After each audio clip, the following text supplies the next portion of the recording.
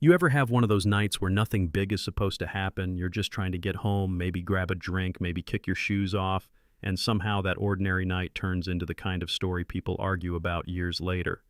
Yeah, this is one of those nights. And the wild part is, it all started with a flat tire and a cop who thought he already knew who I was before I even opened my mouth. What he didn't know was he'd just picked the worst possible guy in the city to make that assumption about. It was raining hard that night. Not that soft movie rain, I mean the kind that soaks through your coat and makes the highway look like a strip of black glass. I was on Route 9 just outside Oak Creek, kneeling in gravel, fighting a rusted lug nut like it owed me money. I'd been at City Hall late working on zoning revisions, nothing glamorous, just legal language and fluorescent lights, and all I wanted was to get home, pour a glass of wine, and forget the word ordinance existed. My '68 Mustang had other plans. Tire blew out loud, pop steering wheel jerked, and suddenly I'm stranded on the shoulder with trucks blasting past like I'm invisible. So I'm crouched there, coat-soaked, hands dirty, muttering at the wrench when blue and red lights hit me from behind so bright they turned the rain into sparks. Now, I've dealt with police my whole career, not as a suspect, but as the guy they call when paperwork turns into lawsuits. I respect the badge, always have, but respect doesn't mean you don't pay attention. The cruiser pulled up way too close, spotlight straight in my face, and a voice barked through the speaker. "Don't move. Hands where I can see them." I froze for half a second, then slowly lifted my hands. Not because I'd done anything wrong, but because experience teaches you how quickly a situation can slide if you don't move carefully. "Officer," I called out. "Calm, steady, I'm just changing a tire." Door slams out steps. Officer Brett Kowalski. Big guy, thick shoulders, the kind of stance that says he likes being the loudest presence in a room. His hand hovered near his holster like it belonged there. He walks up, shining his flashlight in my eyes, then at the car, then back at me like he's scanning for a reason. "Step away from the vehicle," he says. "It's my car," I tell him, keeping my hands visible, voice even. Rear tire blew out. "I've got a spare. This is a nice ride," he says. "Who owns it?" "I do. Registration's in the glove box. ID's in my back pocket. If you let me grab it, I can show you." His tone tightens. "Don't reach for anything." "You nervous?" "I'm cold," I say. "And wet." That's it. Stretch and the thief stops to change a stretch and the thief stops to change a tire. You know what I mean? But I didn't say that out loud. I just said, "Officer, I'm telling you it's my vehicle. I can show you the paperwork." He didn't want paperwork. He wanted control. "Turn around," he snapped, pulling out cuffs. And right there, I knew this wasn't about a tire anymore. "You're making a mistake," I said. Calm, not loud. Calm scares people more than yelling. He lunged anyway, grabbed my shoulder, spun me, slammed me chest first onto the wet roof. Breath knocked out cheek against cold metal rain running into my eyes. Resisting arrest, he grunted, wrenching my arm behind my back. "I'm not resisting," I said through my teeth.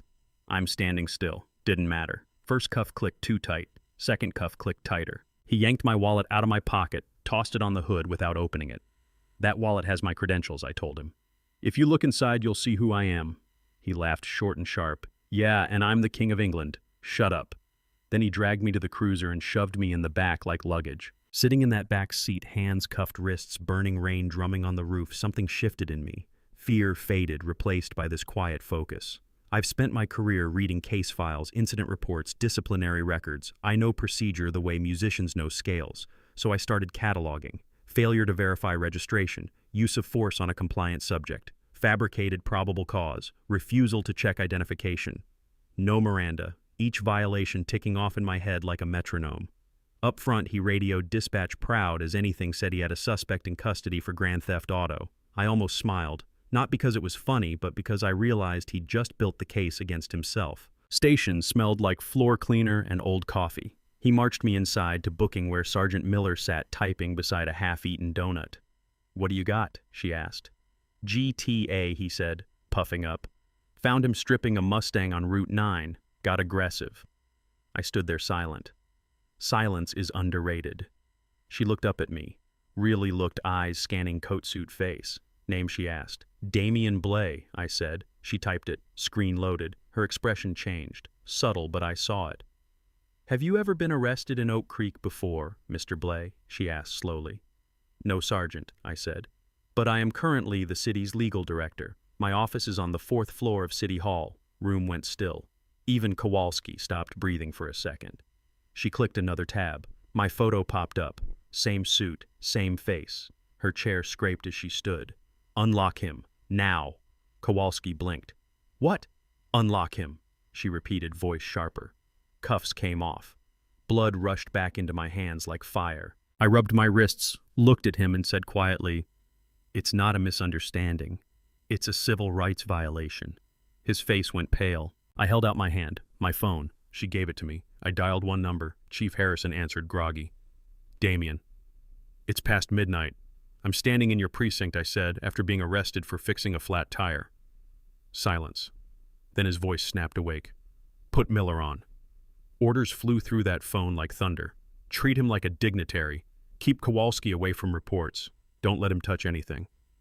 10 minutes later, Harrison stormed in wearing a windbreaker over a t-shirt, hair a mess, eyes locked on the marks around my wrists.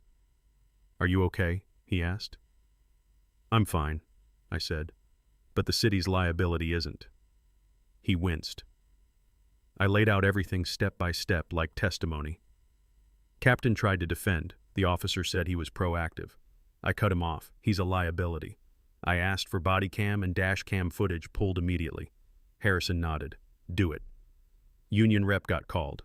Big guy named Russo walked in ready to argue until he saw me. Swagger dropped about 2 inches. We watched the video. Rain. My hands up, my calm voice, his aggression, his lie about stolen car reports. I paused it.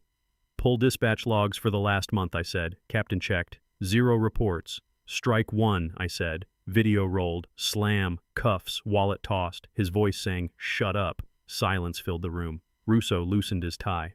"Looks rough," he muttered. "Maybe a reprimand." I laughed once, no humor. "A reprimand, I'm filing charges." I slid another file across the table. His complaint history. 6 excessive force complaints.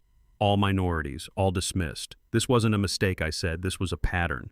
Russo started talking about procedure review boards. I quoted policy section and paragraph from memory. Immediate termination allowed when felony conduct is captured on department recording devices. This is that, I said.